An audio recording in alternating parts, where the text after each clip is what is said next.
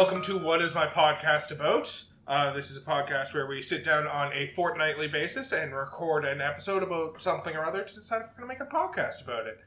My name is Peter Nathaniel Graves Akerley.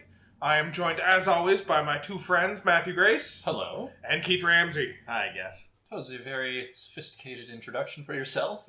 I am a sophisticated man, as we're going to find out over the episode of this podcast. Are you sure it's not a stalling tactic? Definitely not stalling out this topic that I absolutely want to talk about. Please, God, tell me there's something going on in the world we can talk about. You know, I was going to say yes, but I kind of just want to see where this goes. Well, there was, Before we completely break Peter, let's talk about the Nintendo Direct that we just had. Yeah, absolutely. So we got news about the best Legend of Zelda game ever coming to the Switch. That's exciting. Yeah, we did get news that development is well on the way. It's going nice and smoothly, and we'll hear more about it later this year. And also Skyward Sword to speak more into. Yeah, so that was it. If I remember correctly, it was Ayanuma was on the screen. He's like, I know what you're thinking. It's me. So of course it's going to be Zelda news. But I'm here to tell you, there's no Zelda news. But this game's coming out. It was Skyward Sword port. Yeah. I mean, I'm fine with that, because they added in the feature for the HD remake that you don't need to use the motion controls. You can use just button controls. Actually, it's the analog stick. Yeah, it's the analog stick, but still button. But no motion controls. I'm pretty sure that's going to be horrible.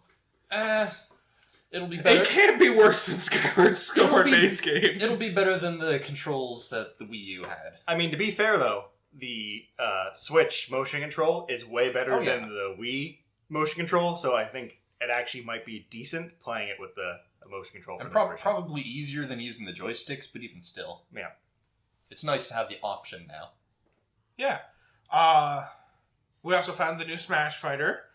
It's from Xenoblade, and I really fucking love the way they introduced the new Smash character, because it didn't present as a Smash trailer, it presented as, this is like a DLC for fucking Xenoblade Chronicles 2. Just following the whole main character running around. It's like, his name's Rex, right? Yeah. Yeah. As soon as he started wondering where Pyra was, and that she disappeared, I was like, oh, this is the Smash character. Well, a part of me was like, it could be, but this isn't a surprising plot way they would go for Xenoblade. Especially because, if I remember correctly, it's been a while since I played Xenoblade 2, but I'm pretty sure Pyra actually does go missing at the end of the game, and it's only revealed in like a post-credit scene of like what happened to her. Oh, she went to Smash. Yeah, well, not quite. It's canon now. But, like, when I was watching that, I assumed this was going to be a DLC where you actually, like, flesh out that story of tracking her down and shit. And then it's just like, fuck, I got an invitation to Smash.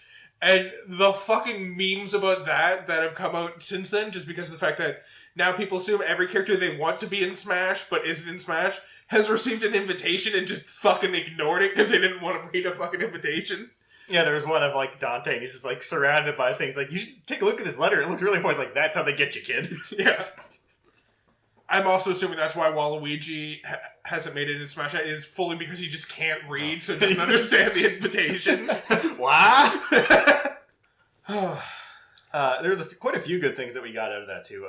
We did get a next Mario Sport game coming over to the Switch, which is Mario Golf, which... Really surprised it kind of took this long for it. Yeah, that seems like one of the ones that would have came out much earlier in the Mario sports history. Yeah, it looks like there's a fighting version of it too, where everyone's playing at the same time and you're racing to get to the hole-in-one, I guess. Yeah. What golf terms? The T's the start. You're not racing to get to the start, you're racing to get to the end. The hole. The hole. And you can push people and use special powers. My favorite part about golf is all the magical powers that the golfers have.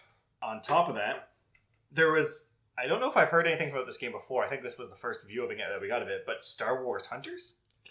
Yeah, I don't remember seeing anything about that before.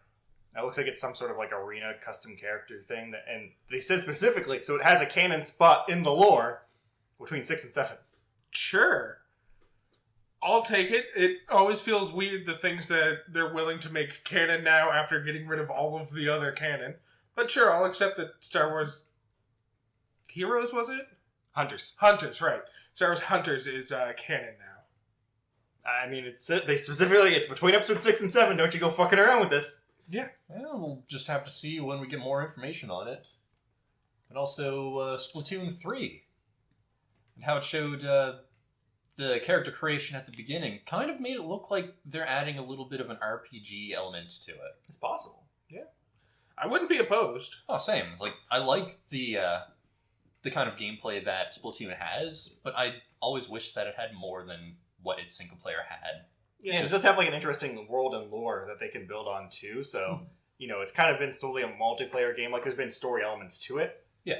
But the whole focus has been around that. And yeah, there's some improvements they could make to the multiplayer, but if they're going to release a full third game and not just keep updating that one, they really have to bring something to the table that's not just the multiplayer. Right. And Splatoon 2, aside from an addition of Horde mode, was kind of just more of the same thing. Yeah. So it'll be nice to see them... Because one of the things I've always felt about Splatoon is the gameplay itself is very tight. It's just... It seemed a little bit lacking in anything beyond just the multiplayer mode, so...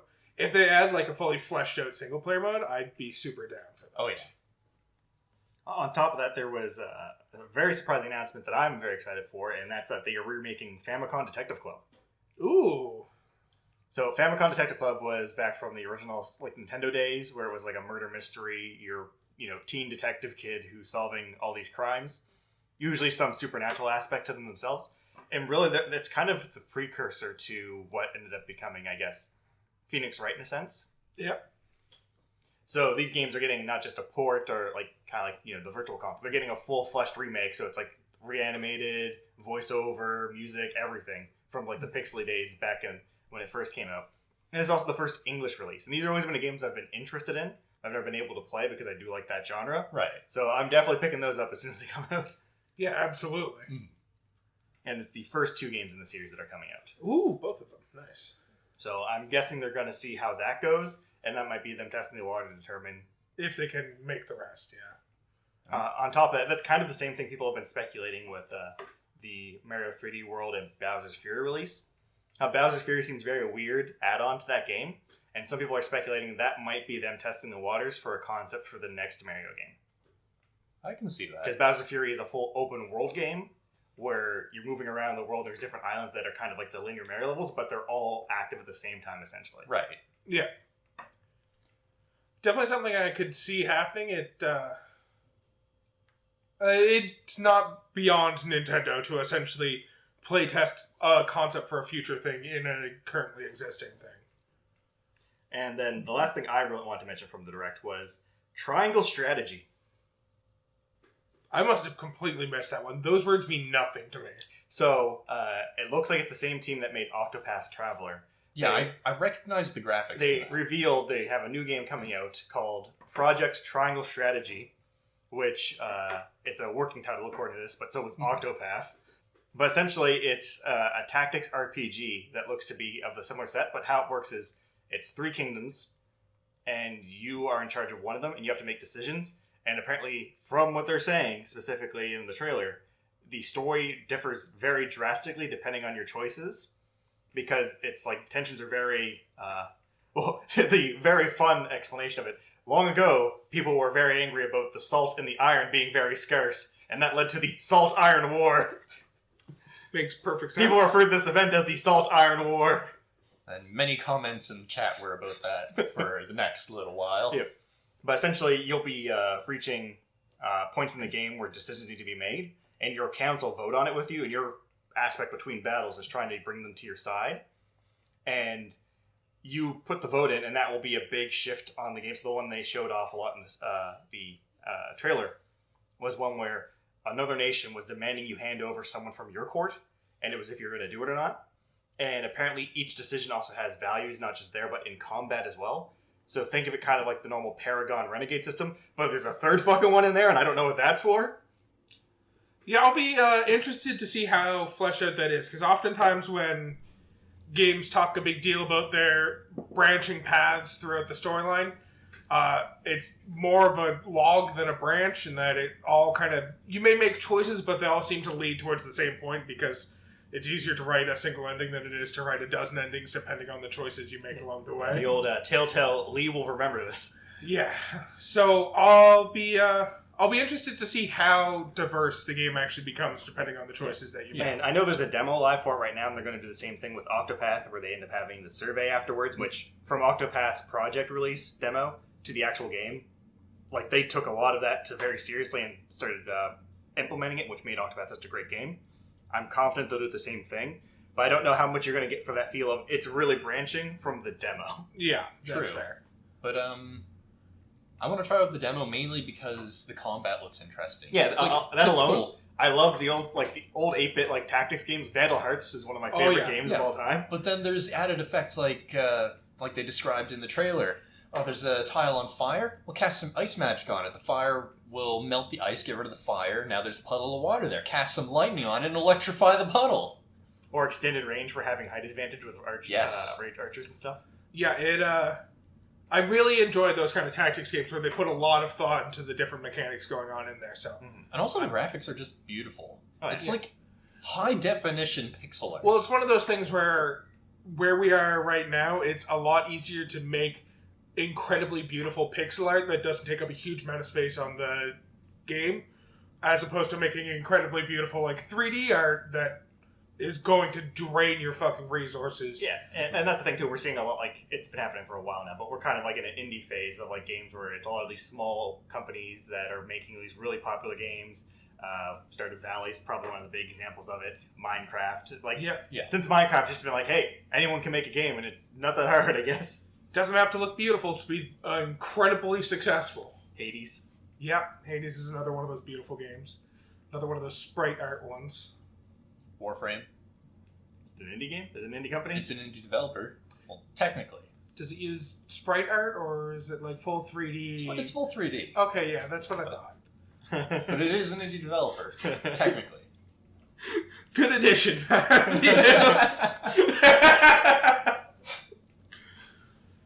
Speaking of old pixel art games, Mortal Kombat, we got the red band trailer for the new movie. I am so excited for this movie. Is it a pixel art movie? I saw you post the trailer, but I didn't watch the trailer yet. See, God damn it, Matt. here's the thing. There's no way it's going to be nearly as campy as the old Mortal Kombat movies, and I'm very disappointed about that fact, because the old Mortal Kombat movies were fantastic in all the right ways. Well, to be fair, even today, I still really enjoy the first Mortal Kombat movie. The second one was it flopped for me. Oh, yeah. It had some cool fight scenes, but just it didn't catch me the way the first one did, because the first one, aside from, setting up the second movie, was near perfect. Oh, absolutely. I make jokes about those movies. I love them, and for the longest time, if anyone asked me, name a single not successful, because successful does not describe those movies, but a single good video game movie, Mortal Kombat. Mortal Kombat was absolutely the argument I brought up. Yeah. And from the trailer, we see that they're doing the main cast, and it's, the tournament arc stuff. Goro got revealed, because we didn't know Goro was in the movie, but we now know. Yep. So it's definitely going to be the first game plotline. But it looks like they're doing things a bit differently, because we're following a character that's not from the games. So the trailer reveals that it's Jax, who in the opening of the trailer, we see Sub-Zero freeze and then shatter his arms. Oh, and this is after a really cool scene where Jax has a gun right in his face, fires it, and you see in real time the bullet gets frozen and the air stopped. Oh. And then we see that Sonya's on the team. We get Kano on the team. We know where that's going. Yep. And then Kung Lao and Liu Kang are there. And then this character, I think it's Cole? Yeah, that sounds right. And his whole reason for being it is, apparently he's got a birthmark on his right chest that is the Mortal Kombat symbol. Fucking of course he does. And then there's a voiceover of Sonya saying, that's not a birthmark, it's an invitation. So he was invited at birth. Or, I don't know, Shang Tsung went to, little baby Cole and, branded him or something? I imagine he actually, just, came over with, a super permanent marker and just drew the symbol on it. A super permanent marker? Yeah, can't ever be washed off. But here's the thing, in the plot of Mortal Kombat, and, I'm fine with them playing fair use with some of the stuff and changing things around. Yeah. But aren't the characters always aware of what Mortal Kombat is? Some people end up there accidentally, but there's people that actually want to go there, and there's not really an invitation system.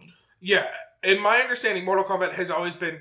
So, it's... Well, an invitation, that's a birthmark. Normally they just send you a letter saying, hey, you're a really strong fighter. You should join this tournament. It's the kind of thing where everyone is usually aware of it. Even, people who aren't participating are aware of the fact that Mortal Kombat is a thing that exists. The winner gets to, have a wish come true? I'm trying to remember the specific... The tournament has no prize aside from you're the strongest, Right. and your realm doesn't get invaded this year. That's right. Your realm doesn't get invaded. That's the main prize.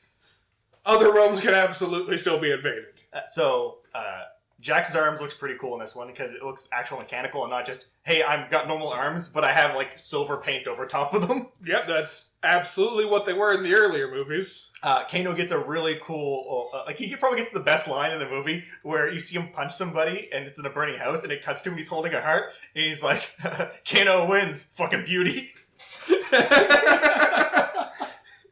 Kano's still fully Australian. Yeah, absolutely. Which, fun fact, is only because of the original Mortal Kombat movie. Yep. He was full on, like, American, wasn't he? Yeah, in the games he was an American. He got played by an Australian guy who refused to not do an Australian accent, so the character just became Australian after that. Oh my god, that's amazing. Yeah. Now, the one thing I'll say is upsetting, it doesn't look like Johnny Cage is in the movie. Oh, come on! Which means no one breaking $1,000 sunglasses. Yeah. Do you know the story of Johnny Cage, Matthew?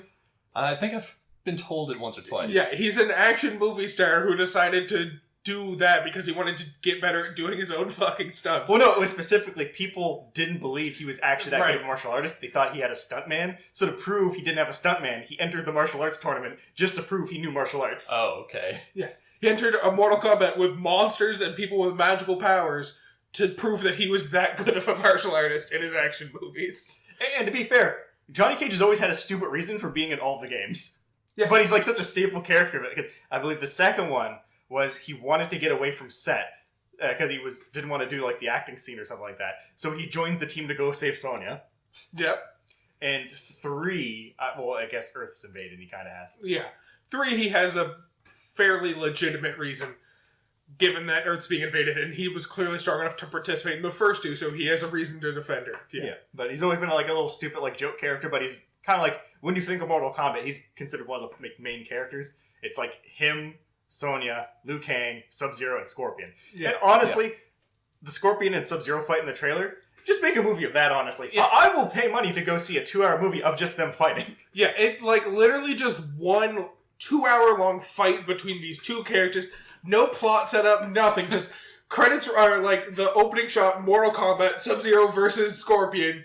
Immediately cut to them punching each other. First scene, get over here! That's all the fans really want. Yeah. Like, if you got a Sub-Zero and Scorpion in it in some capacity, it's probably going to do well. One of them falls unconscious, immediately roll credits. That's all I fucking need. Now, another thing that's interesting about this is usually the main character that we follow through a movie is the one who ends up saving the day. So does that mean Cole's going to be the one that ends up winning the tournament at the end? I mean, almost definitely. Like, that's my interpretation. If we're following Cole, Cole's either going to win the tournament or he's going to lose at the last second and inspire Liu Kang to win the tournament. Usually, inspiring someone at the last minute in Mortal Kombat means you die. Yes. The other thing I can think of is there's been a fan theory going around. I know, from one fucking trailer, there's already a big fan theory going around about who Cole is, and that's that he's Bi-Han. Oh, I'd accept that, yeah. So they'll kill Sub-Zero, and then he'll manifest the powers and end up being a big role in the final fight. Yeah. And that will be like the whole, like, he's got to work with the team, and the team stops trusting when they find out, oh, you're the brother to that guy? And then Jack's like, I got metal arms, I'm kind of cool with it now, I guess. Yeah. And that's Mortal Kombat. Yep. Every time I hear Mortal Kombat, I can't help but picture good old Jax in Armless combat mode. Actually, I guess I want to go back to the Mortal Kombat, talk one more thing. Oh, thank God. So, during about the halfway mark through the trailer, they start playing the theme song from the original movie. Darn, what's it called? Techno Syndrome. Yeah. They play like a soft, like, beat version of it. So it's not the actual dun dun dun dun, but it's like dun dun dun dun dun as the trailer's going.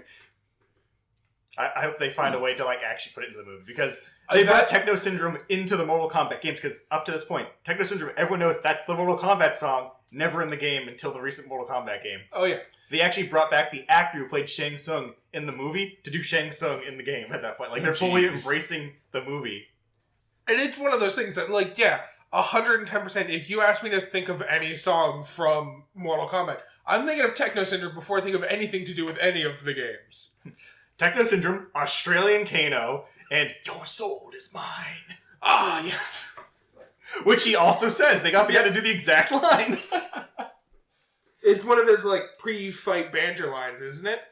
So it's during the flashback. Oh, in the Mortal Kombat game, you mean? Yeah. Yeah, so it's one of his things where he's like, your soul is mine. Or he says it when the game ends and you didn't fatality them. Okay.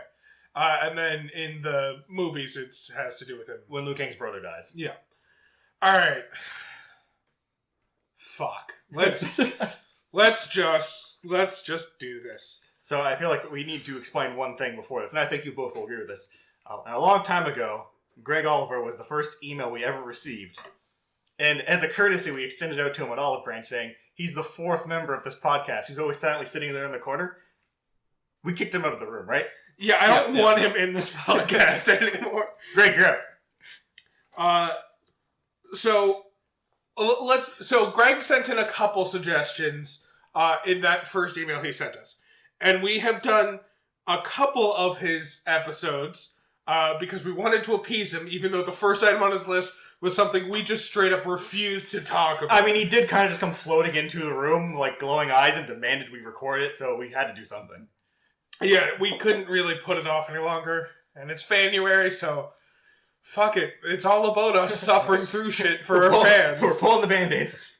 Do it and put it in the past so we never have to look at it again. Then we can let the past die. Kill it if we have to. Alright. Double tap. Fuck it.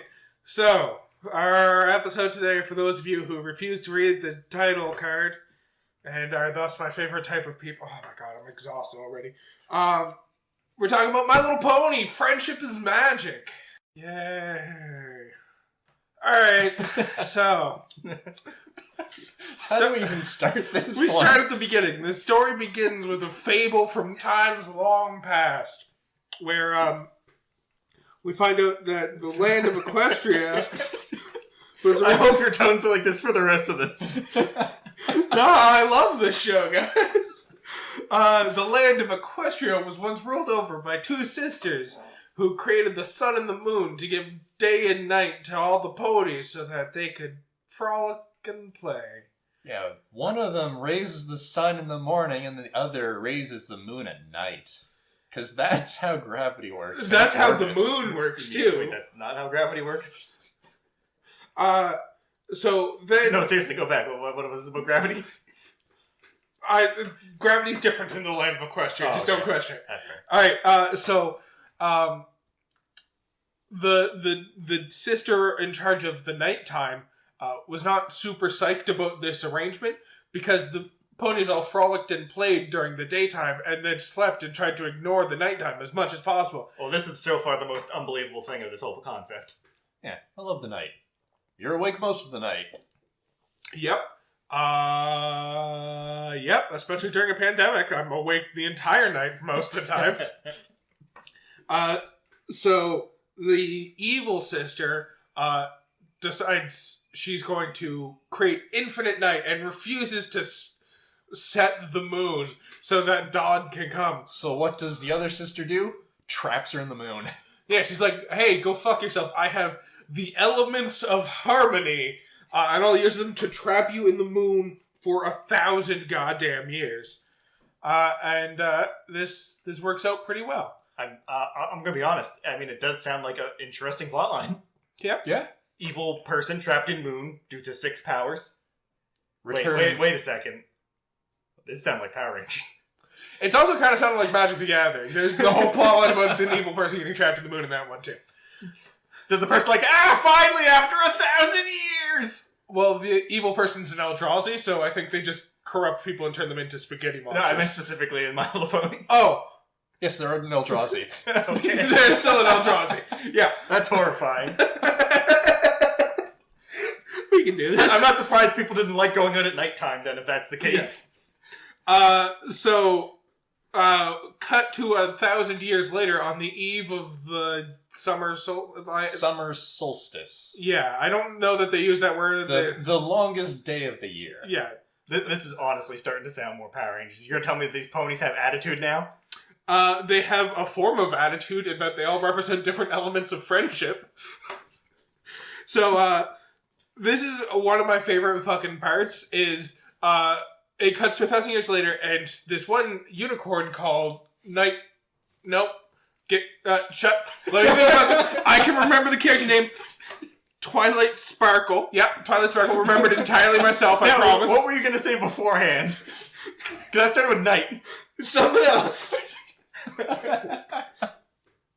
So, Twilight Sparkle has been reading these books and has determined that tomorrow is the day that Nightmare Moon, the evil horse, is going to escape the moon and subject everyone to... It's night, and mare is in horse, but also nightmare is in scary. Yep. Ooh. I like puns. Just like the creature in D&D. Exactly. Yeah. And Nightmare is also just an evil horse. Or nighttime horse. Or a nighttime horse. The D&D one is just a nighttime horse. It's not evil. So... I'm pretty sure it's evil. I don't know, maybe. So, Twilight Sparkle has determined that tomorrow's the end of the world, and by end of the world I mean just the end of the daytime. And Princess Celestina, who is her mentor, who taught her the ways of magic, is going to get trapped away so that nighttime can always be a thing. And so she immediately sends a letter to Princess Celestina, and she's like, hey, by the way, like, shit's about to go down. And then my favorite fucking thing in the entire show, which I probably watched some of, is Princess Celestina writes her letter back and she's like, nah, bitch, you gotta stop studying. You need some friends. Which is great. I mean, to be fair, this plotline is literally the person's escaping from the moon, and it's going to be nighttime for all the time for a while. But theoretically, what, she's going to trap this one in the sun, and then she gets out this, like, just a seasons thing, right? Yeah. It's winter. Of course it's going to be nighttime all the time. It's just one of She's those... not concerned. It's just one of those fucking things, because it's my favorite moral that you've ever learned from any material for children, which is studying is bad and friends are good. Stop being a nerd. And then she's immediately like, yeah, she's my teacher and all, but, nah, books are better. Fuck that bitch. I'm gonna cuss a lot in this episode to get through the other stuff. It's a coping mechanism? It's absolutely a coping mechanism. So, Princess Celestina is like, you know what? I'm gonna force you to make friends. I'm giving you a new task. You're not allowed to spend any time in the library anymore. I'm the princess, so I'm decreeing it. Yeah, Get I'm decreeing. Your job is to prep for my party tomorrow, and also, more importantly, make some fucking friends, you loser. And Twilight Sparkle is just like, nah, that doesn't sound enjoyable. But I know what. She decreed I prepare for her party, so I'll do that part. But I'll ignore the part about making friends, and instead, just like, speed run. I'm gonna weaponize the facility. I'm gonna speed run preparing for a party, and then immediately jump back into preparing for the end of the world. Because she made one grave error. She allowed me to stay at the library in Ponyville. So we books. should mention that called she's going to. We should mention that the town she moves to is called Ponyville, along with her dragon assistant Spike. Yes. Who is also a sender of letters, a fax machine. Well, that's just how baby dragons work in this world. Is if they breathe fire, then the magical fire of the dragon breath consumes any letter within it, and then it gets teleported to the other end. And then if someone does it on the other. If someone does it on the other end, he burps out the letter to be read back. It's a whole... Sounds like abuse. Yeah, it's a whole fucking thing. Oh god. So we get to Ponyville, and this is where the pony puns get real fucking bad. Because anytime they want to say everybody or something like that, or somebody, they just use pony instead. So every pony needs a friend sometime. Some pony will help us, I'm sure. I mean... You're talking about it as being bad puns, but honestly, that's probably good world building, because is there people in this world? No, there's not. Then where would they get everybody from? Buddy's not a people term. Body. It is. Have you seen an animal say body? Have I seen an animal say a word? Exactly. Yeah, a parrot. And it never said body. I'm pretty sure a parrot has said body more times than a pony has said the word pony. And also an animal does have a body. That is fact. I refuse to believe this. Alright, so...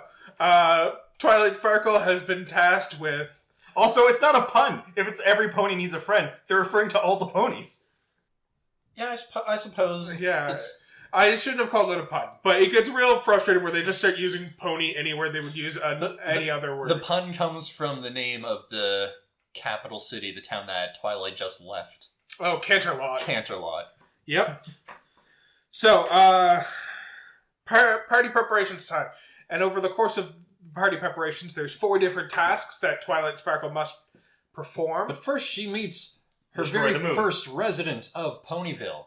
A bright pink pony approaches. By the name of Pinkie Pie. Oh god, I hate that these names are probably in my head for all time now. I don't know, you had a hard time saying Twilight Sparkle? That's the one? Yeah. See, it's a hard name to remember. Everything else is in there. I was feigning ignorance to appear cool to our listeners. Of course you were. So, Pinkie Pie immediately freaks the fuck out upon seeing Twilight Sparkle and just dips, just leaves. And Twilight's like, yeah, she's weird. Another reason why I shouldn't make friends. Exactly. She's like, friends are bad. Look at that bitch. So then She's goes, a psychopath. She does go on to meet the 4 other ponies who are in charge of preparing for the party. God, there's too many P's in that fucking sentence. So, the first pony that we meet is Applejack. Like the cereal. Yeah, exactly. And she introduces us to her wide family of animals, or of horses, ponies? Other relatives. Her relatives, who are all also named after apple-related Because foods. They're the Apple family. Her brother, Big Mac. Macintosh. Yeah, Big Mac. Big Mac's burger. Yes. Big Macintosh. Her grandmother, Granny Smith. Her friend, or her cousin, Apple Turnover, and Apple Crumble, and Caramel Apple. Golden Delicious, Red Delicious. I'm not going to list all the horses in the Apple family. Suffice it to say, they're apple farmers who, like, put their naming conventions directly down that fucking line. Like, you are not allowed to have another job in this family. You're an apple farmer for life, and we're branding you at birth to make sure that's clear. If you can think of a food with apple in it, someone's named that in this family. And they're just overtly hospitable in that Twilight Sparkle shows up and she's like, hey, I'm just here to check on the food, make sure you've got that prepared. And I'm like, oh, cool. We've got this entire banquet's worth of food, which you're going to eat right fucking now, or we're not letting you leave. It's like, but isn't the food for the banquet? No, it's for you to eat right fucking now. And if you don't eat it, we're going to guilt trip you to hell. So... There's Pony Hell? There's absolutely Pony Hell, and it was me watching this fucking show. Alright, next friend. Sorry, not friend. Party preparation person. So the next step of the party they had to prepare for was the weather. They had to make sure weather was under control. So we meet a Pegasus by the name of Rainbow Dash. And Rainbow Dash's task is to pop all the clouds around the city in order to prepare to make sure there's no rain or anything. Make sure the sky's all nice and clear so they have a clear view of the sunrise. But here's the thing. Rainbow Dash is kind of a self-obsessed bitch and only cares about getting into a group of very talented Sky Pegasus performers. They're essentially the Blue Angels, except I can't remember what they're called in the Ponyville. Wonderbolts. The Wonderbolts. Thank you, Matthew. So Rainbow Dash is obsessed with getting into the Wonderbolts and refuses to prepare for the party. And then Twilight Sparkle essentially like tricks her into cleaning up for the party because she's like, yo, the party's gonna be like hella lit. And she's like, I gotta prepare for the Wonderbolts. And she's like, you gotta prepare for the party. And she's like, don't worry, I can prepare for the party in 10 seconds flat once I'm ready for the Wonderbolts. She's like, oh yeah, prove it. And then it's like, Rainbow Dash proves it by preparing for the party in 10 seconds it's like, flat. if you can't even clear the sky, how are you gonna join their flight team? Yep, and fucking Rainbow Dash falls for it immediately and prepares for the sky. And Twilight Sparkle has taken another victim of people she's convinced to prepare for the party, even though they don't want to fucking do that. And then we move on from there. We meet the next step of the party, which is the decorations and making sure everything looks just A+. And we meet Rarity, another unicorn, who is tasked with decorations and has a fashion sense, I guess, is what they were trying to convince me of.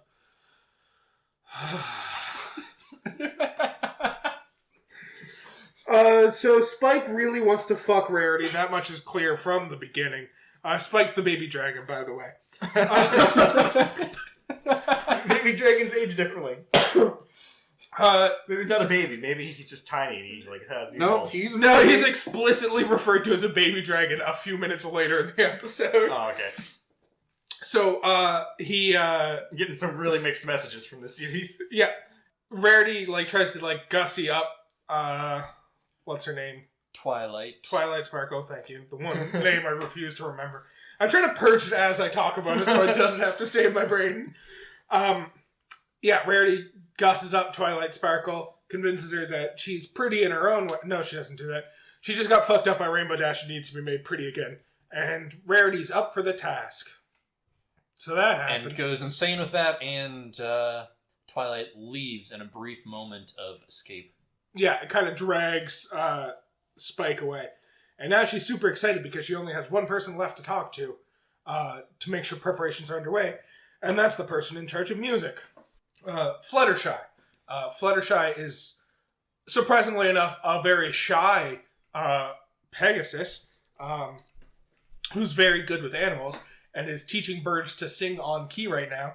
And then one of the birds fucks it up, and she goes over and she's like, yo, by the way, you're way off key. Get in line, match my tune, and we'll be fucking fine. You don't, and I'm gonna start throwing hooves. I hope it's equivalent to the Christian Bale, like, freak out. Yeah, essentially. Oh, good for you! So, Twilight Sparkle actually seems to enjoy Fluttershy, because Fluttershy does not want to talk to her and does not want to take up any more of her time. Unfortunately, Fluttershy notices Spike on the back of Twilight Sparkle. Being the avid animal lover she is, she's like, oh, baby dragon, oh my god, this is the best day ever. And she just starts asking the baby dragon hundreds of thousands of questions and consistently reaffirming that this is, in fact, a baby dragon who just recently wanted to fuck a unicorn. And then, essentially, Twilight Sparkle, like, locks her door to her library behind her to get away from Fluttershy. And it's like, thankfully, I'm all alone in the library now. I can start studying up on Nightmare Moon, figure out what I need to do to prepare. But first I need to turn on the lights because it is dark in here. And then she turns on the light, and it turns out that Pinkie Pie, that one from the beginning of the episode, has thrown a surprise party for her by breaking into the library and bringing thousands of people and being as loud as possible, which is one of the few things you're not supposed to fucking do in a goddamn library. That's your problem with this? That's also Twilight Sparkle's problem with it. She also explains that you're supposed to be fucking quiet right now. And then she essentially, like, sneaks into her room to try and get some privacy from the party that's being thrown in her honor. Which works out, I guess. Yeah, except she can't go to sleep because of the apparent rave that's going on downstairs. And also because it's the night before the summer solstice, everyone needs to stay up all night to watch the sunrise in the morning. Which means the party never fucking stops. But then Twilight sees the stars converge on the moon, and all of the, the comet, or the craters on the moon, in the shape of a unicorn's head, disappears. And Twilight's like, oh no. Cut to morning time for the celebration, and everyone's all excited, and Twilight kind of forgets about what she just saw, because it's time to see Princess Celestina. He's like, hopefully that didn't mean anything. And The everything's mood all just good. drastically changed. Probably means nothing. So we open up the curtains for Princess Celestina to walk through, and she's not there. Oh my god, what happened? She was kidnapped by Nightmare Moon, and Nightmare Moon shows up and explains that she kidnapped her. And she's like, I'm in charge now, bitches. He's like, it's always night. Except it's been 1,000 years and no one remembers me? Why don't you remember me? Except for Twilight Sparkle, because Twilight Sparkle was reading up for just this fucking situation. So I take it just no one else can read. Yep, pretty much. Yeah, we never see anyone else. Oh, no, we do see one other person read. So, that's the end of episode 1. Now we're into episode 2. God, this episode's going to be like 12 hours long. Oh, God. It'll never end. So, episode 2 picks up right where episode 1 left off. And now Twilight Sparkle has to figure out how to defeat Nightmare Moon. And she realizes from that fable she read earlier on that the way that the daytime princess defeated Nightmare Moon was using the elements of harmony, which are 6 magical stones, and she's trying to do some more research on them. So and she then heads back to her library in Ponyville to try to find a book about the elements. Meanwhile, the 5 other ponies who we've been introduced to so far all break into the library and they're like, yo, we gotta do something about this. This is a problem that needs to be solved. After first confronting her, be like, you knew about her, are you a spy? Of all things. Yep. So she explains, I need to figure out what the elements of harmony are. And she starts tearing through every single book. And then, essentially, Pinkie Pie, the party animal, yeah, that's a fitting description of her, because she is an animal who does nothing but fucking party. Pinkie Pie's like, the elements of harmony, an encyclopedia. And she's like, what are you talking about? And she's like, it's here in the library under E. And Twilight Sparkle's like, I didn't think to look under E for elements of harmony. And it's like, yeah, no wonder you're fucking not solving this problem on your own. Someone just lost all their credit. Well, clearly they don't have the Dewey Decimal System in Ponyville now, do they? But it's under E. They know. They do have it.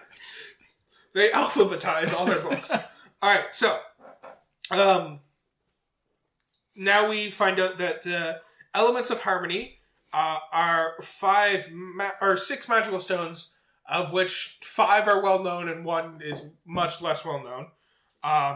The stones, is it the Soul Stone? Essentially. So the 5 stones are honesty, kindness, laughter, generosity, and loyalty. And then a 6th stone, which we don't get much detail about at this time. It very overtly pans over the 5 ponies who have broken into the library while describing the 5 stones. It's like, I wonder if perhaps each one of these is going to represent one of these. Do they correspond color-wise? Yeah, kind of. Also, the other thing, it's each of the ponies in My Little Pony has what's called a cutie mark, which is essentially a tattoo on their back hip. Tramp stamp. Yeah, a tramp stamp. And each of the elements of harmony also directly lines up with their tramp stamp in that, like, the honesty horse gets the honesty element of harmony, which is the exact same shape as her cutie mark. So apple means honesty. Yeah, essentially. Cool. Yep, it's done. Alright, so, way to ruin the surprise of which one's honesty, Matt. Sorry. I'm just kidding. It's already been made clear in the episode at this point which one's honesty. Also, laughter is such a weird one to put in there. I know, it makes no fucking... It gets worse. I pointed out that there's a bad moral in episode 1. There's also a bad moral in episode 2 related to laughter.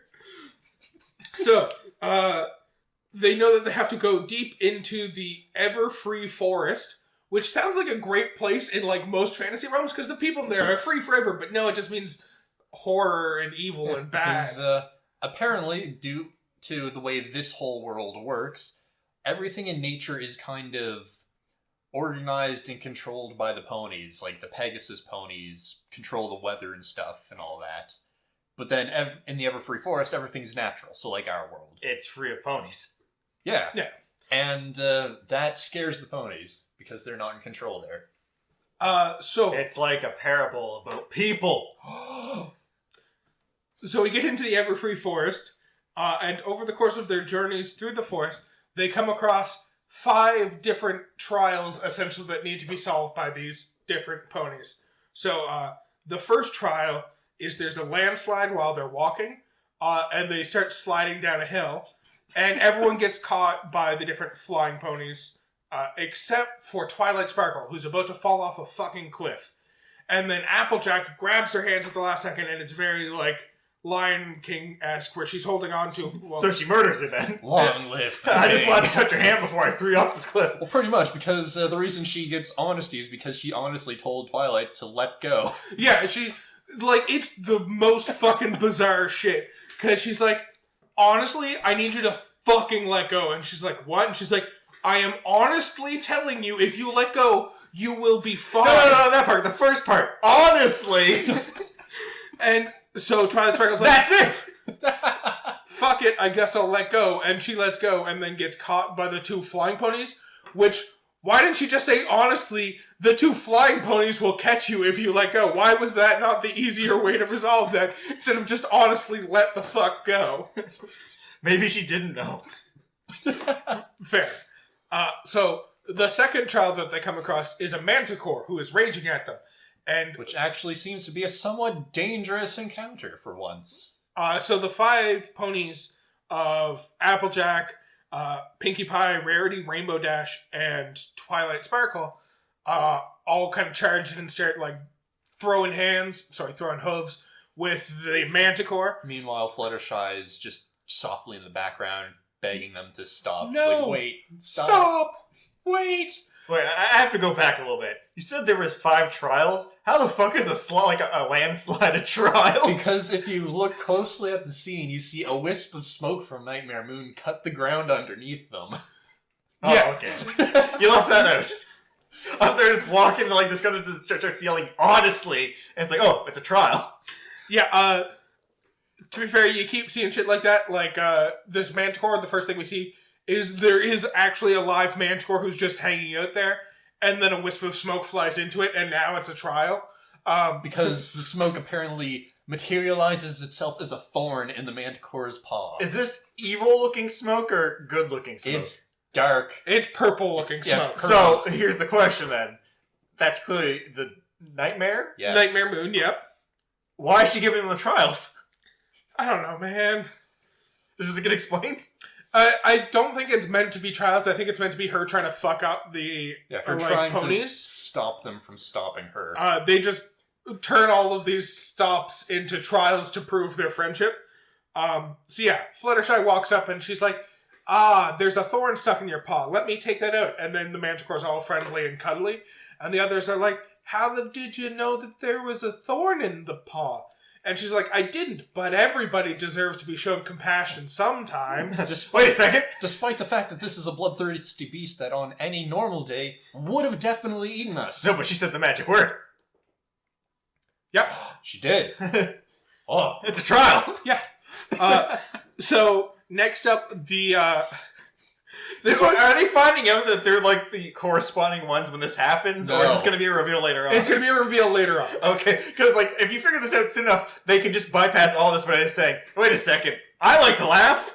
Yeah, so that's pretty much what happens in the next one, which is my favorite trial because it's the dumbest trial.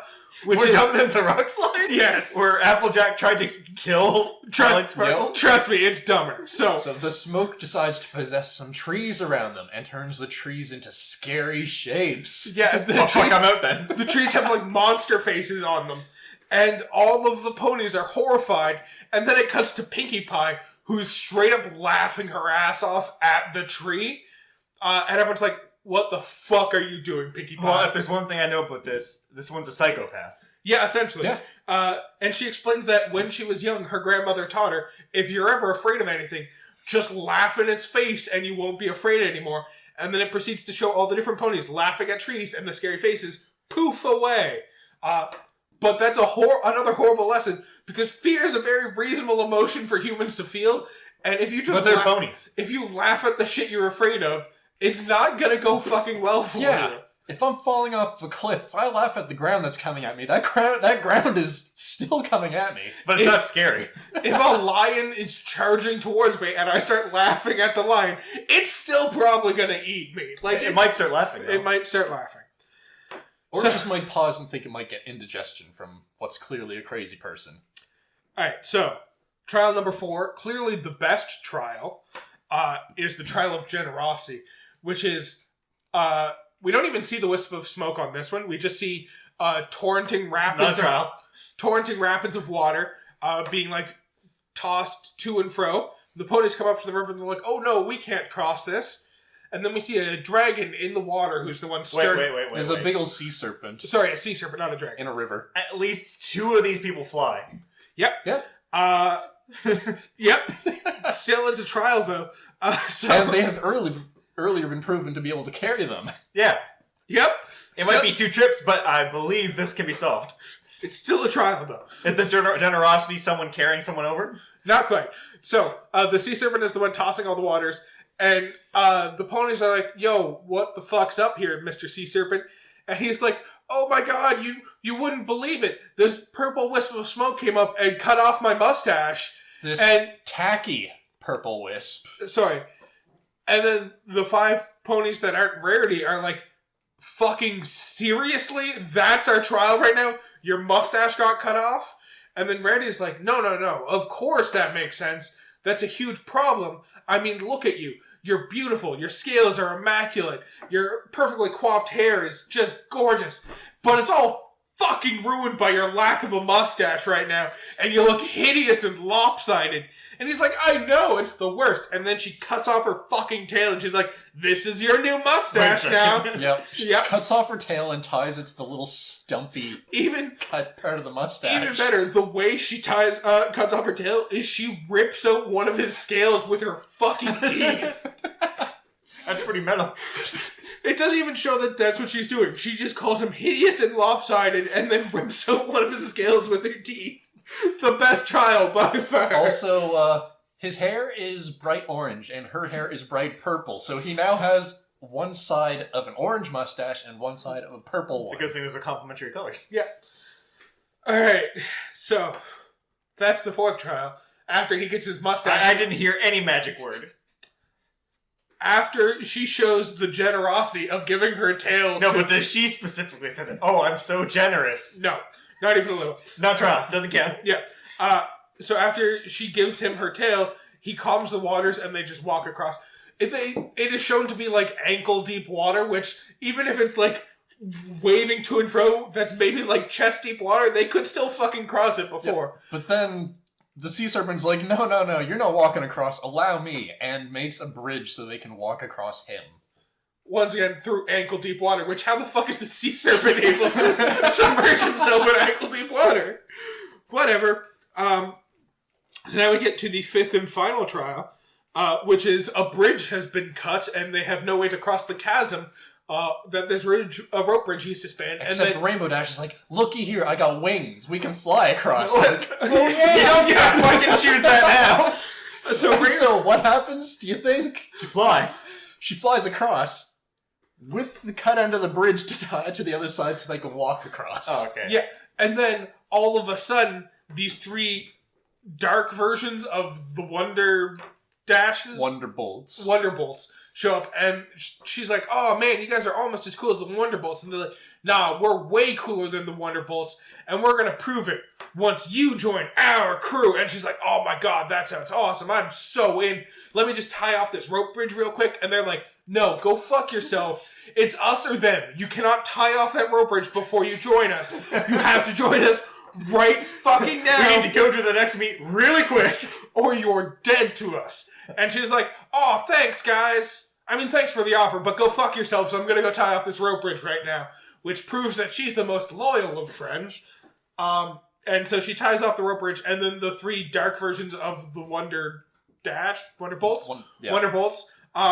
turn into wisps of that purple smoke from earlier. They were also This is the only one that sounds like a trial. Yep. So they have now crossed the bridge, and they make it into the chamber with the 5 elements of harmony. And Twilight Sparkle's like, alright, so there's 5, there's supposed to be 6, and she remembers back to her training, and they need a spark to bring out the 6th element of harmony. And she's like, alright guys, we're gonna burn this bitch down. No, she's like, alright, you 5, thanks for getting me this far. Get the fuck out of here while I create a spark while no one watches. It's like, I need some concentration for what I'm about to do. And she takes all of the orbs and puts them around her and starts concentrating on her magic, and the other's like, alright, let her be, she's doing magical mumbo-jumbo, we want her out here. Yep. So they step out of the castle. So they step out of the castle, and immediately upon stepping out of the castle, fucking Nightmare Moon barges the fuck in, and she's like, you think you can beat me? You don't even have the 6th element of harmony, and then you teleports little pony bitch. Teleports Twilight and the stones to another part of the castle. Just like the 2nd floor, essentially. Yeah. They'll never find us up here. And then she smashes the elements of harmony, and she's like, get fucked, bitch. Ain't shit you can do now. And Twilight Sparkle... Just like when Rita destroyed the Zords, and then they had to realize the Zords were in them the whole time. Yeah, pretty much exactly, because what happens is the 5 other ponies come charging up the stairs. And Twilight, as soon as Twilight hears their voices calling out for her, she's like, oh, eyes go wide, and there's a spark in her eyes. Yeah, and she's like, you think you destroyed the elements of harmony? Nah, my friends have been the literal embodiment of the elements of harmony since we got into this forest. Also, this is my first time calling them friends. Yeah. Actually, this is also kind of like Digimon. And she's just like, see, Applejack over there, she was honest to me when I was hanging from a cliff about the fact that I should jump off that fucking cliff. Kill myself! She was honest about the fact that I should jump off a fucking cliff. And Fluttershy was really friendly to a manticore that was trying to kill her friend, so she's kindness. She's kind, but maybe a bad friend. And Pinkie Pie laughed at Tree, so she's the element of laughter. And then we've got Rarity, who cut off her fucking tail in order to help a sea serpent. And then we've got Rainbow Dash, who wanted to tie off a rope bridge before abandoning us forever to join her new passion. So she's the element of loyalty. That's a good point, though. If they didn't say, hey, you can't tie that off, and then she actually ended up going with them afterwards, they'd be fucked. Yeah, absolutely. And she's like, alright, so these 5 are the other elements of harmony. And I'm the 6th element of harmony. Keith, can you guess what the 6th element of harmony is? Books. No. It's in the title of the show. It's magic, because friendship is magic.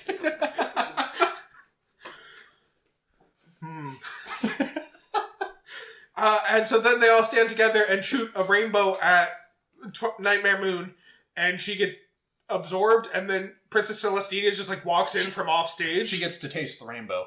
Yep. And then Nightmare Moon is just like a young pony again. And Princess Celestina is like, hey, sister, can we get over this fucking feud we've had for 1,000 years and maybe be friends again? I mean, but she's the instigator here. Yeah. Yeah. And then... But everyone else who was there was like, oh, they're sisters? What? And then Twilight Sparkle's like, man, this sucks. And Princess Celestina is like, what are you talking about? And she's like, oh, I just learned the value of friendship, and now I gotta go back to Canterlot and abandon my friends forever. And Princess Celestina is like, you know what? Royal decree. Right fucking here. Spike, take some fucking notes, because Spike's been here the whole time. And so... I don't believe you. Also, he was not one of the friendship elements, or harmony elements. They went back to the town for this. Oh, right, yes, that's what happened. And then Celestia's like, yeah, royal decree, you live here now, and you have to, research friendship. Research friendship back, and send regular reports to me on what you find. So for the rest of the series, the episode ends with narration of Twilight Sparkle explaining what she learned about friendship on that episode. Just like Scrubs. Yeah. Alright, I'm starting to feel like they stole a lot of plot elements. I'm starting to feel like a whole bunch of other shows stole from from My Little Pony. That's what the show's called. Alright, so... Episode 3. We're gonna have to start powering through these if I'm not gonna kill myself at the end of this. I mean, it's just slice of life, monster of the week type stuff, because right? the first 2 episodes were like the pilot. Here's what the show is. This is the characters. This is what's going to happen after this. And then every episode after that is episodic. So it's just, this is the trouble. This is how we solved it. This is the friendship lesson. Yeah, so... Episode 3, The Ticket Master. Princess Celestia is just like, hey, Twilight Sparkle, we got the Grand Galloping Gala coming up eventually. Here is an invitation. You can have a +1. Here's 2 tickets. And... I already know where this is going. Yeah, so... Spike is with her at the time because, as we've already explained, the way she gets letters from Princess Celestina is by Spike burping up the letters. And good old Celestia not taking into account that Twilight now has 5 friends... That made her want to stay in... I mean, what about Spike? 5 friends? Yeah, 5 friends. And a servant. Because the baby dragon is her servant. Oh, He's not... She explained before that Spike was not her friend because she didn't have friends before. And then she met these 5 ponies and now has 5 friends. Also, point, actually, I take it back. My complaint is gone.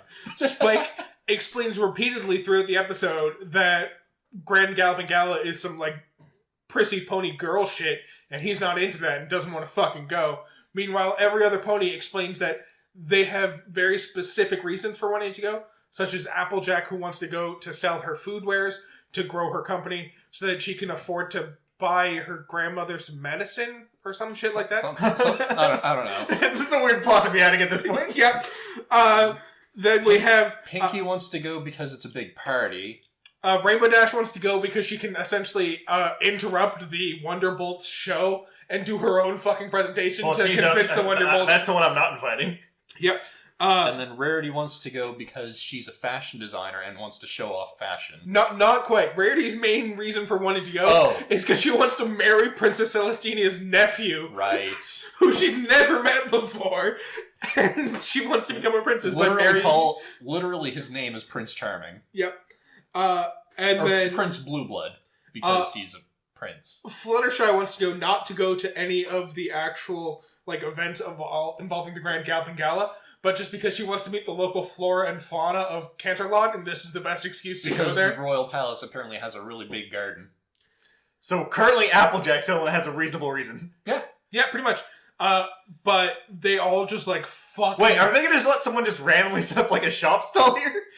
Apparently. So they all just start fucking hounding Twilight Sparkle and being like, no, you have to pick me. They do like weird random favors, which she's like, no, stop doing fucking favors for me. And then it just fucking goes on from there. To the point where they get to the end of the episode and they realize they've driven her kind of insane. Yeah, she and freaks apologize, and she's like, okay, thank you for apologizing. I'm gonna send these back to the princess now and remove the temptation. Yeah, she freaks the fuck out, and she's like, yo, guys, I can't make a choice. I don't want to disappoint any of you. You all have such good reasons, which they really don't. I can't choose. And then, like, one by one, they all remove the candidacy. Like, Applejack's like, I didn't realize I was stressing you out. You don't have to take me. Fuck Grandma! And Fluttershy's like, you don't have to take me either. I didn't mean to make you unhappy. And then Miranda's like, you don't have to take me. And Pinkie Pie's like, you don't have to take me. And then Rainbow Dash is like, fuck, that's the means I'm the only one left. Woot, I get to go. And then she's like, the loyalist of all the ponies. Yes. Everyone shoots her a dirty look, and she's like, it's just a stupid party, I guess. So then, yeah, immediately Twilight Sparkle sends a letter to Celestina, and she's like, yo, I'm returning the tickets, because if I have something good but not enough to share with all of my friends, then I just feel bad about the fact that I have something my friends don't. And then immediately gets a response like, why the hell didn't you say so Why in the did you first just place? bring up the fact that you've got 5 fucking friends, here's 6 tickets. And then they all start walking out, and, like, Spike's, like, a little bit moody, and then he burps again, and it's another letter, and it's like, Celestina's like, oh, fuck it, Spike, you get to come too. And he's like, yeah, I get to come. Wait, no, I'm a boy. I don't like that gross girl shit.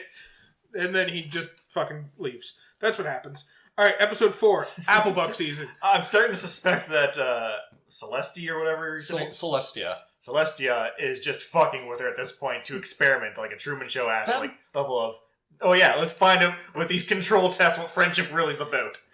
I mean, But does that mean no one in this universe has friends until this point? I mean, why this else- is the first concept of friendship? Why else would she decree to have her student go stay at a rundown country town? This is starting to get like some weird fucked up lore where friends don't exist. They're just like, you know, everyone's cool with each other. Like Brave New World style. Well, if you think about it, this is a very weird world. They've got the 2 princesses that rule everything, and then everyone, thanks to their cutie marks and their talents, that determine what job they have for the rest of their lives. It's a very class-based system, this entire society. I can't wait till the horse is born with the one that's like a sword going through a crown. It's like, might need to take care of that pony early. Yeah, we learned in a later episode that each horny...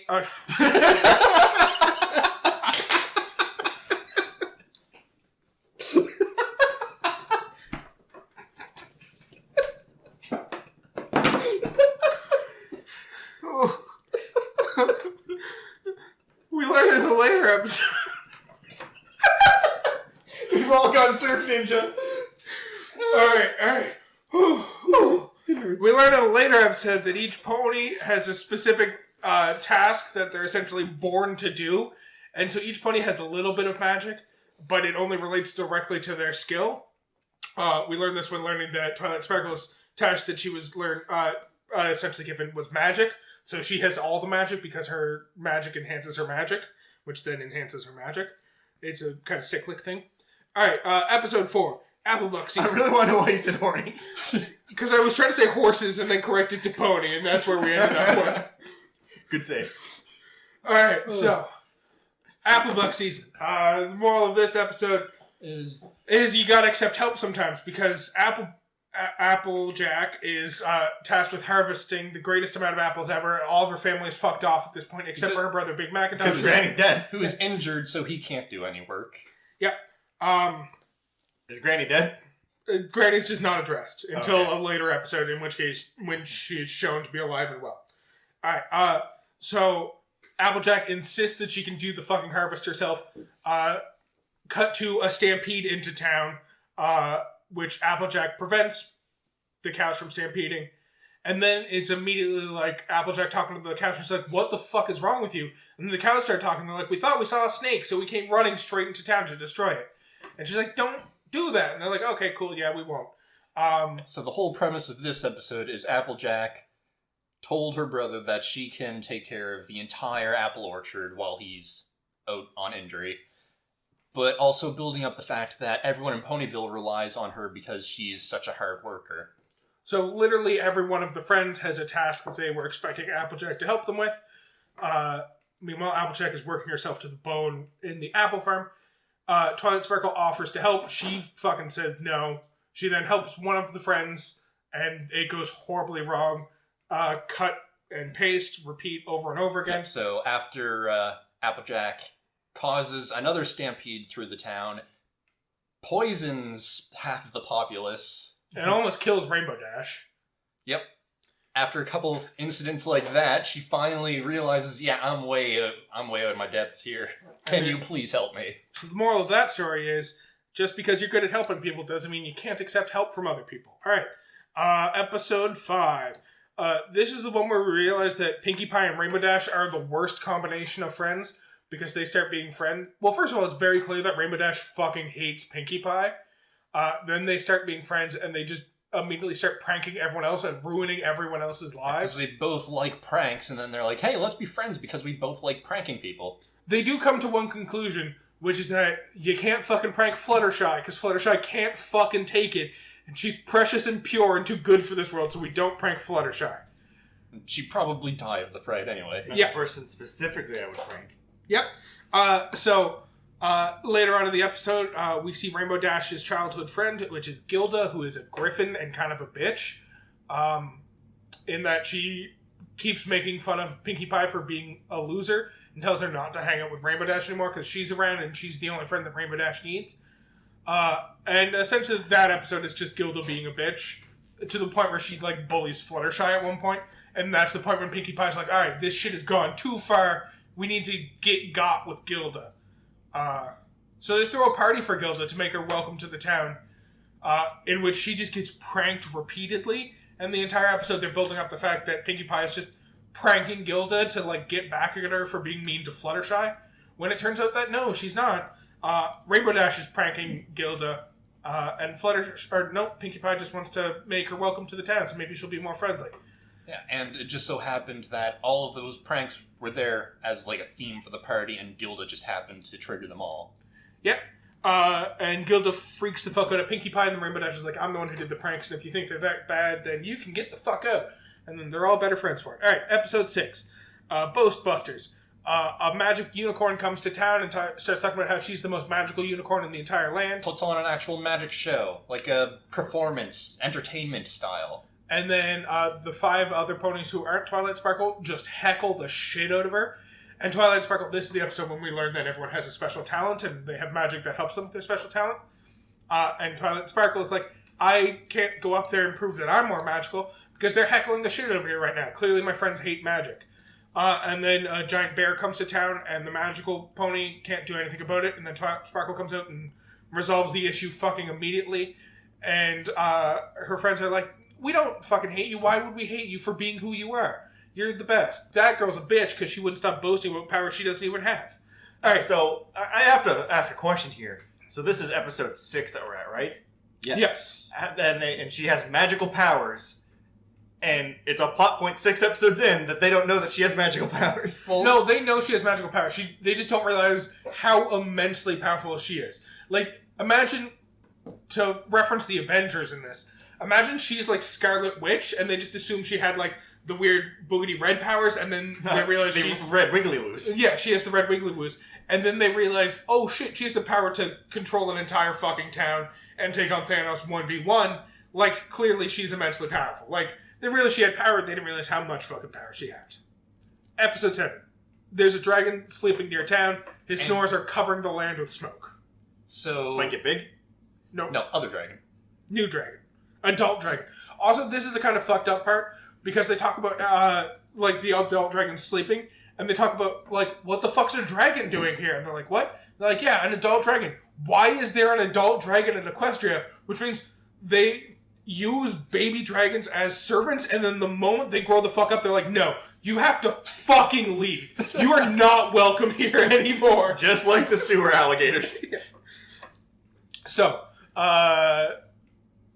What was I saying? Because, like, apparently... Sleeping dragon. Yeah, Why they is go it- to, Sleeping dragon. they go to sleep for, like, 10 years at a time, and they just continuously emit smoke. Yeah, because he's snoring. And dragon snores are smoke, I guess. So the 6 friends decide they have to climb a mountain to talk to the dragon, except for Fluttershy, who is terrified of dragons, we now learn. Terrified of adult dragons. She just says dragons and yeah. makes an exception for baby dragons, which is a choice, I guess. So they keep climbing the fucking mountain. They keep coming across trials, which everyone else resolves immediately, and Fluttershy freaks the fuck out and has the hardest time doing them. Like crossing a gap that is less than a step wide. Shit like that. Yep, just because she can see, like, hundreds of feet down because it's a ravine between 2, like, mountain peaks or something. It's the one that can fly, right? Yep. We learn later on that she is a bad flyer. But she caught and carried someone from a rock slide. Yep. Exactly. Earlier on in the episode, she tried to fly, and then she heard the dragon, and her wings immediately glued themselves to her body and refused to fly anymore. Yep. Yeah. So we get to the top of the mountain. This is when Fluttershy explains she's terrified of dragons and refuses to help her friends. But she was so into Spike earlier. Yep. They even call that out, and she's like, nah, it's a dragon. I'm not dealing with this bullshit. Spike's baby dragon. Very different. Yep. Fuck Spike. Exactly, fuck Spike. Which is what Fluttershy kind of wants to do and what Spike wants Rarity to do. Anyways, so, there's a whole thing going on in the show. Don't worry about it. They all decide to deal with the dragon in different ways once Fluttershy fucks off, and that Twilight Sparkle tries to coerce the dragon into leaving, and he just doesn't listen to her. And then Rarity tries to charm him into leaving, and then... Starts to get him to listen, but then tries to make off with some of his treasure, and then he takes offense to that and kicks her out of the cave. Pinkie Pie tries to make him laugh, and it just goes wrong, like, immediately. And then Rainbow Dash is like, alright, fuck you guys, we're throwing hooves with this dragon. This is gonna go one way, and that way is me kicking the shit out of a dragon. And she immediately gets the shit kicked out of her by a dragon. Which results in everyone else getting beaten down. Makes sense. Yeah. And then they break a boulder behind which Fluttershy was apparently hiding. She sees all of her friends injured, and she just fucking tears into the dragon. She's like, no, you fuck right off. You don't get to hurt my friends. I don't care that you're a dragon. I will kick your teeth in, you bitch. And so there's another psychopath. Yeah. Yeah. And then the dragon timidly is like, but the blue one kicked me. And she's like, no, that's not a fucking excuse. You're bigger than her. Don't be a little bitch. And then the dragon's And he like... does exactly that. Yeah, and then the dragon's like, you know what? You're right. I'm sorry. I'm just going to leave forever. I'm going to leave this land because like, dragons aren't welcome in this land. And That's these become a ponies kind are of just... later. These ponies are just crazy. Yeah. And then the letter at the end of this one that she sends to Princess Celestina is essentially how your friends may be cowards, but if you get beat up, they'll stand up for you and become so much tougher in that moment. It's just like, that's not an accurate lesson to be teaching kids, but okay. Alright, episode 8. Look before you sleep.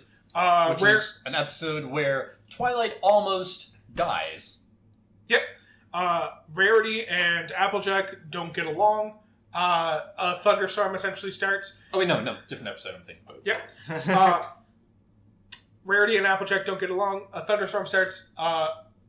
Twilight Sparkle invites them to have a slumber party because she's never had a slumber party before because she hasn't had friends before. And so she No one's had friends before. We've established this. Yes. It's world lore. But she has a book explaining all of the do's and don'ts of a slumber party. Yes, and what to do to make a slumber party a success. Which means she rigidly schedules their slumber party with steps like s'mores and makeovers and pillow fights. And the pillow fight leads to like an actual death battle between Rarity and Applejack. Is that where she almost dies? No. No.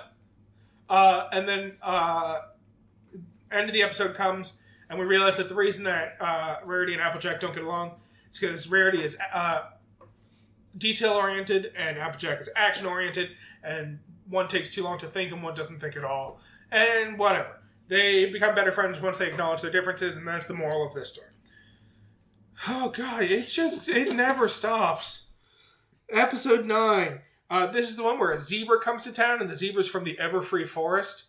And everyone's immediately like, oh, that one's bad. That one's a witch because she's a zebra, and she talks different. And she's from the Everfree Forest. And that The only, racism episode. Yep. Yeah, and only bad people are from that area. It's just bad. So then one of Applejack's sisters, who doesn't exist in other episodes, goes missing.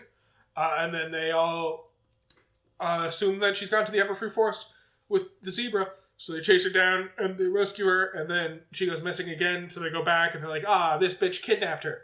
But it turns out that they were just making potions to help everyone else out because everyone got sick when they went to the Everfree Forest the first time. Touch some poisonous plants. Yep. And so the moral of that story is don't judge a book by its cover. Don't listen to gossip. Yeah. Sure. All right, episode 10, the one with all the bugs. I think judging a book by its cover is usually a pretty good thing. If it's a literal book. It saves you a lot of time. Sometimes. Episode 10, Swarm of the Century. This is the one with all the bugs. I can't. Okay. So Fluttershy is doing her typical thing, looking for like flowers for the princess and being nice to animals and such. She comes across this adorable looking bug near the edge of the Everfree Forest. She's like, "Oh, you're adorable. Let's feed you and I'll take you in immediately. I gotta show you to my friends." They eat the town. They do end up eating the town, but not before like her friends become smitten with the bug, but the bug is multiplied, so now there's more of them. And while everyone is like, "Oh my god, these are so adorable, I want one," Pinkie Pie's like, "What? You found that's one of those? Oh, now I gotta go get a trombone or something." And everyone's like, okay, Pinkie Pie's just being dumb, like she normally is. Sounds like it. Or psychopath. Yep. And so, turns out these things eat ravenously and multiply very rapidly. They're essentially locusts. Yeah. And they're eating all of the food for a party that they were preparing for Princess Celestia coming to town. So Twilight cast a spell to make them not eat food anymore. So instead, they eat everything but the food. Including the ponies. Maybe. That's the series ends, right? No, and then Pinkie Pie resolves the issue with her bullshit. With her entire one-pony marching band just leading Pied Piper style all of the bugs back into the forest. So they like the sound? Yes. They like the sound of the instruments. And everyone kind of apologizes to Pinkie Pie, and they're like, "We thought you were doing random bullshit, but apparently you were doing very specific bullshit. We're sorry for doubting you." You should have explained it. I tried. Okay, lesson learned. Listen to your friends, even if what they're saying sounds really, really dumb. Like bullshit. Alright, I'm gonna level with you guys.